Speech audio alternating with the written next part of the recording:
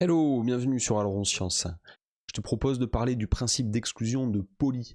Le principe d'exclusion de Pauli stipule que deux électrons d'un même atome ne peuvent pas avoir leurs quatre nombres quantiques identiques. Alors très souvent, certains ont trois nombres quantiques identiques, c'est-à-dire le N, le L et le Ml, par exemple, pour deux électrons qui seraient dans une orbitale de px. Par contre, ils diffèrent forcément par leurs spins qui vont être opposés.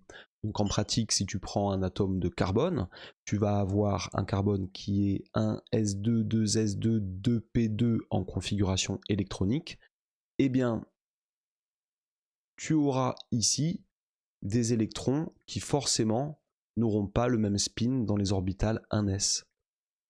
Puisque même s'ils ont les mêmes nombres quantiques n, l et ml, donc ici n égale 1 pour l'orbital 1s, l égale 0, ml égale 0, l'électron ici qui est en bleu ici, on va dire que son spin c'est 1,5, et l'électron que je vais représenter ici en orange, eh bien il a un spin lui qui vaut moins 1,5.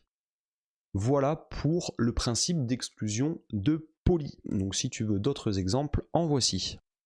Si tu te penches sur l'atome de sodium de configuration électronique 1s2, 2s2, 2p6, 3s1, l'électron de la sous-couche 3s est seul, il respecte le principe de Pauli.